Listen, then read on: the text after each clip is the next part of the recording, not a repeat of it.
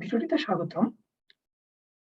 So ভিডিওটা মানে teaching এর একটা আইডিয়া অথবা একটা প্র্যাকটিস সম্পর্কে আমি কিছু কথা বলব।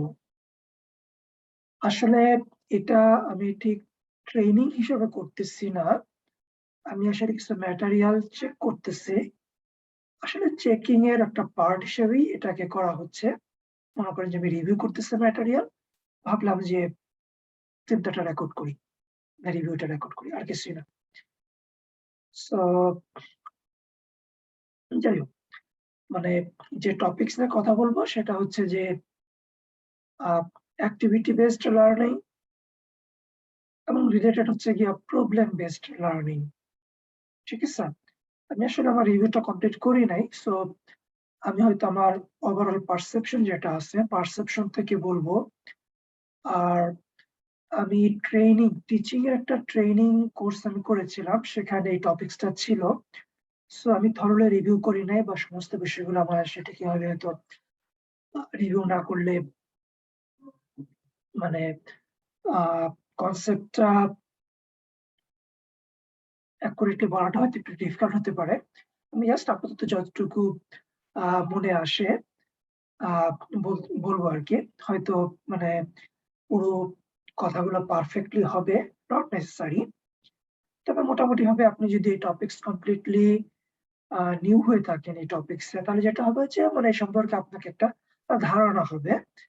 এখন আপনি হয়তো পড়াশোনা করে মোর জানতে পারেন অথবা মানে পড়াশোনা করলে আমি আসলে কোথাও কোনো মানে মিস্টেক করে থাকলে সেটা হয়তো আপনি আ ক্লারিফাই করতে পারবেন।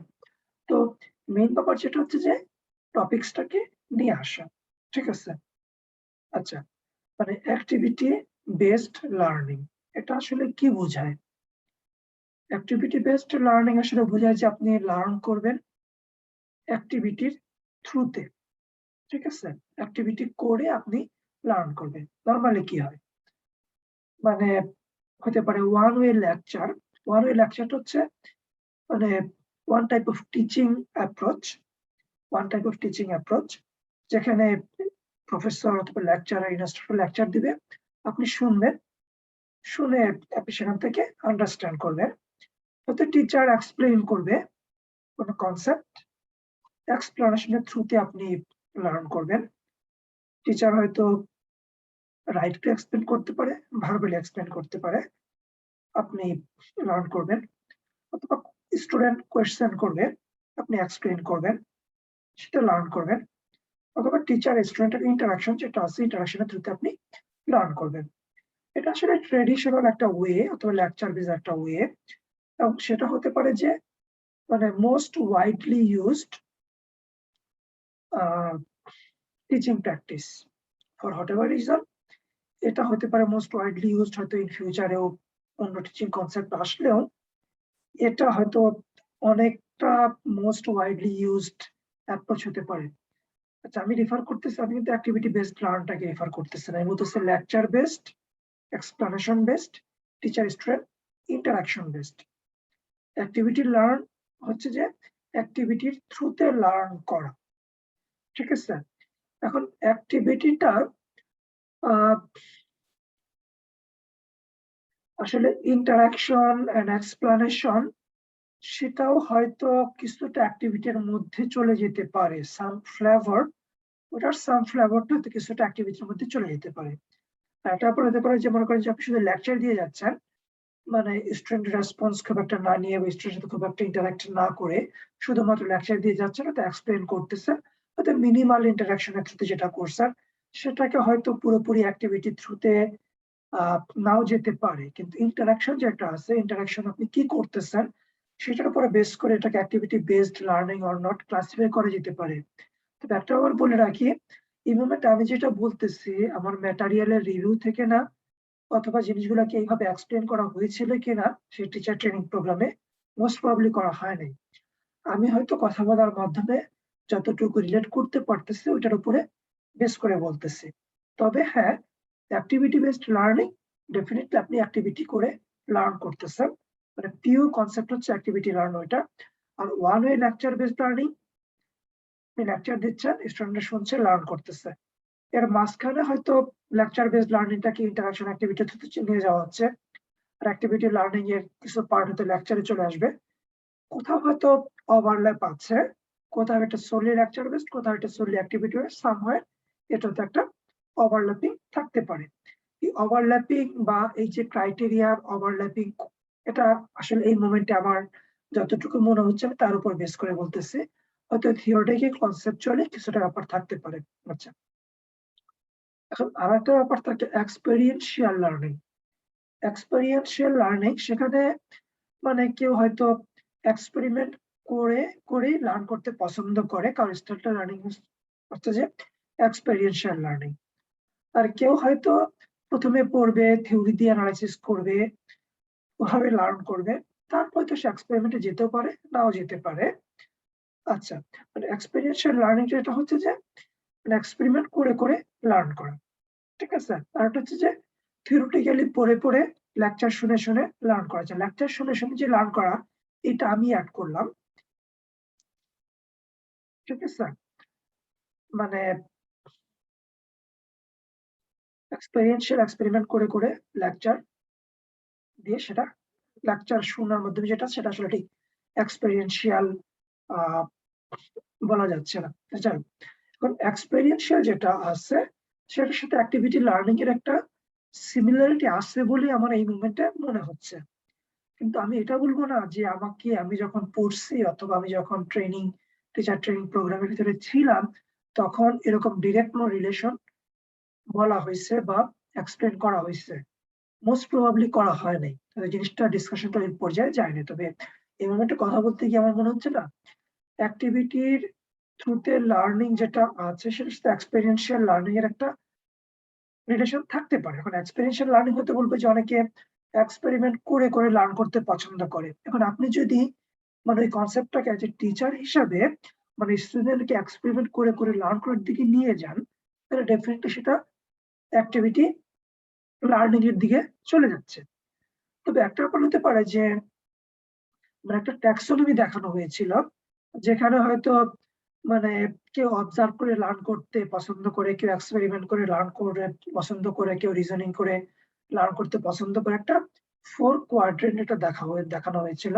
যেখানে হয়তো মানে কেউ স্ট্রিক্টলি এক্সপেরিয়েন্সিয়াল, কেউ হয়তো স্ট্রিক্টলি রিডিং অ্যান্ড থিওরিটিক্যাল, কেউ হয়তো মাঝামাঝি, কেউ হয়তো ইন বিটুইন এ সুইচ করে। আমি আসলে ওই ট্যাক্সোনমিটা এক্সাক্ট নাম আছে। আমি ঠিক এক্সাক্ট নামটা আমার মাথায় যেটা আসতেছে সেটা আমি বলতে চাচ্ছি না, কারণ ওটা আসলে আমার দেখে নেওয়া ভালো। তারপরে আমি বলি এটা হতে পারে ব্লুমস ট্যাক্সোনমি হতে পারে, অথবা ফ্লেক্স আর ফ্লিন্স ট্যাক্সোনমি, এ ধরনের কিছু টার্ম আছে আরকি, সেটা আপনি দেখে নিন। আচ্ছা যাক, আমি আসলে খুব বেশি ওদিকে যেতে চাচ্ছি না। আমার মেইন ফোকাস হচ্ছে যে activity learning and problem based learning. আমি আসলে ওই দিকেই থাকতে চাচ্ছি। ঠিক আছে? তবে এক্সপেরিয়েন্সিয়াল লার্নিং, করেসপন্ডিং ট্যাক্সোনমি এই ধরনের করে একটা রিলেশন থাকতে পারে। আচ্ছা, এখন activity based learning and problem based learning. Problem based লার্নিংটা কি? আপনি স্টুডেন্টকে প্রবলেম দিবেন, সেই প্রবলেমটাকে সলভ করার জন্য যে নলেজটা সেটা আপনি দিবেন। এখন স্টুডেন্টরা কি অ্যাক্টিভিটি করে এক্সপেরিমেন্ট করে লার্ন করবে কি না করবে, সেটা প্রবলেম বেসড লার্নিং এর একটা এক্সটেনশন হতে পারে। তবে আমি ঠিক এক্সাক্টলি মানে থিওরিটিক্যাল ডেফিনিশন বা ওটাকে আমি ঠিক এক্সাক্টলি আমি দেখি নাই বা ডিসকাশন এভাবে আসছে কিনা ঠিক আমার এই মোমেন্টে মনে নাই। তবে একটা ব্যাপার হতে পারে যে না, প্রবলেম বেসড লার্নিংটাকে ডেফিনিটলি অ্যাক্টিভিটি বেসড লার্নিং এর ভিতরে নিয়ে যেতে পারে। তবে একটা ব্যাপার থাকে যে প্রবলেম বেসড লার্নিং যেটা আছে সেটা হয়তো অ্যাক্টিভিটি বেসড লার্নিং এর থ্রুতে করলে টোটাল ফুলফিলমেন্টটা আসবে। আর আরেকটা ব্যাপার হতে পারে না, আপনি জিনিসটাকে স্টিল কনসেপচুয়ালি রাখতে পারেন। আপনি বললেন যে একটা পার্টিকুলার প্রবলেম আপনার ক্লাসটাকে আপনি এভাবে অর্গানাইজ করতে পারেন।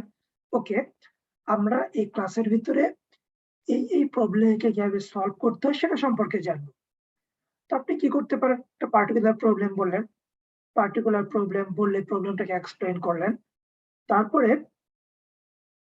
মানে প্রবলেমটা সলভ করার জন্য যে থিওরি গুলো জানা দরকার, যে কনসেপ্ট গুলো জানা দরকার সেটা বললেন।